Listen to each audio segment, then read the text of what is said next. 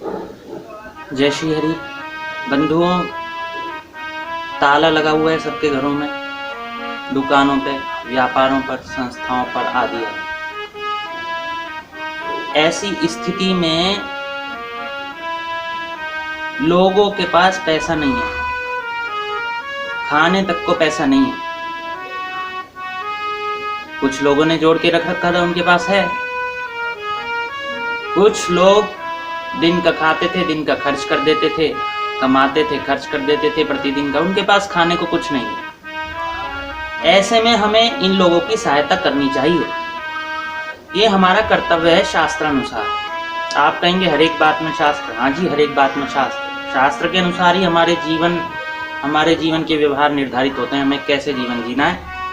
और ये तो परंपरागत रूप से भी देखा जाता है, जीवन में आप लोग देखते हैं कि हमें दूसरों की सहायता करनी चाहिए, ये एक अच्छे व्यक्तित्व के लक्षण हैं। पहले तो मैं आपको कुछ शास्त्र से संदर्भ दूंगा, फिर आगे दिखाऊंगा तालाबंद में क्या स्थिति है। अत्रि संहिता 330 श्लोक। दुर्भिक्ष में अन्न का दाता और सुभिक्ष में स्वर्ण का दाता स्वर्ग लोक में पूजित होते हैं। दुर्भिक्ष अर्थात महामारी में अन्न का दाता, तो इस महामारी में आप अन्नदान कीजिए, स्वर्ग में पूजित होंगे। संवर्त स्मृति 80 श्लोक। अन्न का दान करने वाला सदैव भली प्रकार तृप्त सदा भरा पूरा रहता है। श्लोक 81। सभी दानों में अन्नदान परम श्रेष्ठ है, क्योंकि यह सभी प्राणियों का परम जीवन है। श्लोक 82। चूंकि परमेश्वर ने प्रत्येक कल्प में प्रजाओं को अन्न से उत्पन्न किया है, इसलिए अन्न से बड़ा दान न हुआ है और न होगा। श्लोक 83। अन्न के दान से बढ़कर और कोई दान नहीं है। अन्न से प्राणी उत्पन्न होते हैं और जीवन धारण करते हैं, इसमें संशय नहीं है। दक्ष स्मृति अध्याय 2। श्लोक 29। माता, पिता, गुरुजन, पत्नी, संतान, दीन, शरण में आए हुए, अभ्यागत और अतिथि, यह पोष्य वर्ग कहलाता है। अर्थात इनका पोषण करना चाहिए, इनका पालन करना चाहिए, इनको तृप्त करना चाहिए। श्लोक 30। रिश्तेदार, बंधुजन, कमजोर, अनाथ और आश्रय में आए हुए और अन्य धनहीन लोगों को भी पोष्य वर्ग कहा गया है। 31वां श्लोक। पोष्य वर्ग का भरण पोषण स्वर्ग प्रदान करने वाला है और इसको पोषित न करने से नरक की प्राप्ति होती है, इसलिए यत्न पूर्वक इनका पोषण करें, अर्थात अपनी सामर्थ्य के अनुसार। श्लोक 32। सब प्राणियों के लिए अन्न आदि का विशेष रूप से प्रबंध किया जाना चाहिए और ज्ञानियों को भी भोजन दिया जाना चाहिए, अन्यथा करने से नरक की प्राप्ति होती है। श्लोक 33। वही जीता है जिस अकेले के जीने से बहुतों के द्वारा जिया जाता है। दूसरे तो जीते हुए भी मरे हुए हैं, जो केवल अपना पेट भरने के लिए जी रहे हैं। श्लोक 34। कुछ लोगों के द्वारा बहुतों के लिए जिया जाता है और कुछ लोगों के द्वारा मात्र अपने परिवार के लिए जिया जाता है, और कोई कोई ऐसा दुखी भी है जो अपना पेट भी नहीं भर सकता। कल्याण चाहने वाले मनुष्य को दीनों, अनाथों और विशिष्ट लोगों को भोजन आदि दिया जाना चाहिए। जो दूसरों को भोजन नहीं देते, वे दूसरों के सहारे जीवन बिताने वाले होकर उत्पन्न होते हैं। इसी अध्याय का 50वां श्लोक। जो नित्य ही बांटकर भोजन करता है, क्षमा से युक्त है और दयाशील है एवं देवताओं और अतिथियों का भक्त है, वही गृहस्थ धार्मिक है। इसलिए गृहस्थ भोजन का विभाग करके स्वयं बचे हुए अन्न को खाए। तो ये था बंधुओं शास्त्रानुसार। अब देखिए लॉकडाउन में लोग कैसे जी रहे हैं। ये देखिए लाइन, कितनी लंबी पंक्ति है।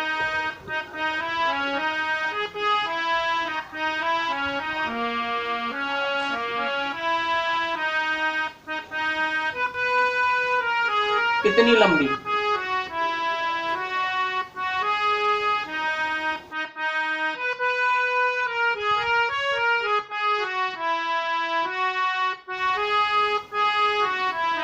ये देखिए इस व्यक्ति को, लोग दान भी दे रहे हैं। इस व्यक्ति के पास मैंने देखा था केले और कुछ सब्जी लोग दे के गए थे इसे। यहाँ हम रुके तो यहाँ भी हमसे एक दो लोगों ने मांगा, तो हमारी जो सामर्थ्य थी हमने कुछ किया। यहाँ देखिए एक साधु महाराज मुझे दिखे, तो मैं वापस मुड़ा और मुड़कर मैंने उन्हें अपनी सामर्थ्य अनुसार कुछ प्रदान किया। मैंने उनसे पूछा भी कि सरकार कुछ कर रही है या नहीं, तो इन्होंने कहा सरकार कर रही है। सरकार की ओर से कुछ हो रहा है? नहीं, कहीं मिलता है भोजन इत्यादि? कहाँ जाकर कहाँ पर? और फिर भी सरकार भी हर एक जगह तो नहीं जा सकती ना देने। और लोग भी कर रहे हैं, देखिए।